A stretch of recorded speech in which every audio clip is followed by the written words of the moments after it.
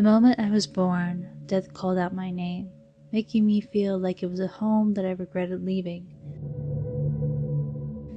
When I tried to go back, waiting to be embraced, it told me I could not return because there were far too many already attached to my breath.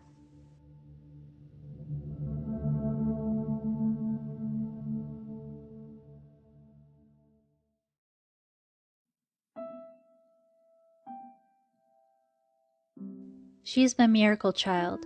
We lost her for a few minutes after the open heart surgery, but she came back. I feel like her grandmother was on the other side, convincing her to stay.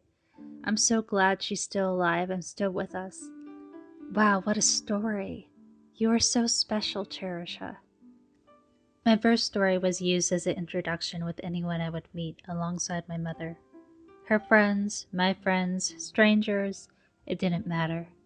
That was my staple image, the sign that God exists because the doctors brought my beating heart back. As a child hearing this experience of mine, an experience I don't even remember, caused me to conclude to believe that this is where my value lied. This is what made me so interesting. I died and came back to life. So that is what I would tell people when they would ask, "Tell us an interesting fact about you." I would use mine as, "I died," with a big grin on my face like it was the most crowning achievement that I could ever own. I died.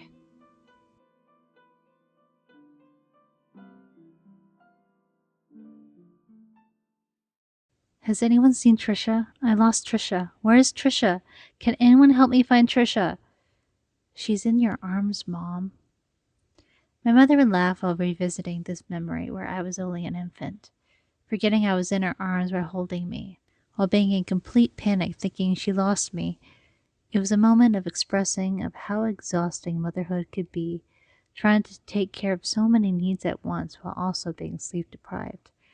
I would laugh too, because yes, it was funny, while at the same time feeling like it was also an expression of how easy I was to forget, that despite being called a miracle, I sure felt like a ghost in the family.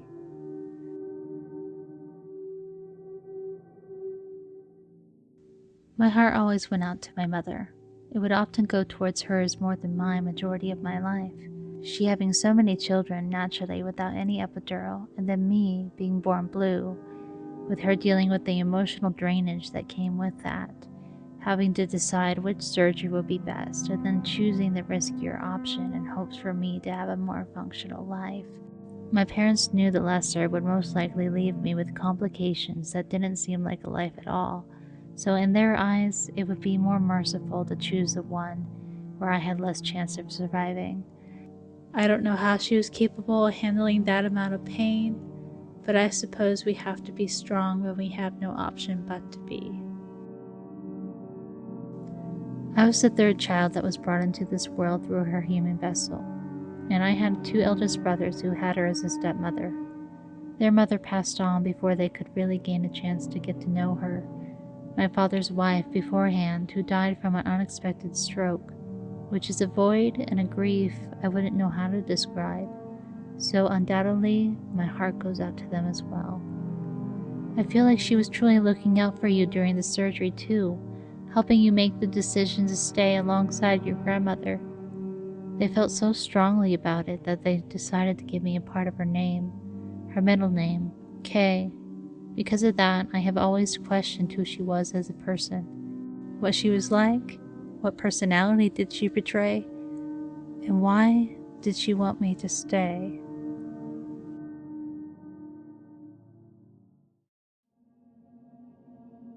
Growing up, I felt like I was being told over and over by my parents that I would continue to get in such dire situations, from falling off a lawnmower at age 3, from nearly drowning in a family friend's pool, and then being left in an overheating car. It was like I had a death wish in my heart that no one could see, trying to prove that I was a miracle for surviving, while also having a secret hope within that someone might be able to save me from being alive. As a child, the adults in my life would comment that these were a sign that the devil didn't want me here on earth. I remember hearing that statement for the first time in the hallways of my church, listening to my mother go on and on about the series of unfortunate events I've been through. I distinctly remember an elderly woman looking at me as if I was a chosen angel from heaven. Satan must know how important you are and doesn't want you to live. You must have a really important mission to fulfill. I did not know how to respond to such a comment, thinking, but why does the devil not like me? What did I ever do to him? And what am I here to do that makes him so angry? Why am I so important than the average person? I was confused as to why I felt like I was being put on a high pedestal for simply surviving traumatic events. It unconsciously brought up a large pressure in me, thinking, I must fulfill a grand purpose, or I'll fail at my human experience. If I fail God, they will become deeply disappointed in me, and I won't be able to handle that. This core belief system that I developed within my mind and heart haunted me throughout my journey in life, which led me to my greatest hell, trying to measure up to being good enough, when deep down I just wanted to be good enough for myself.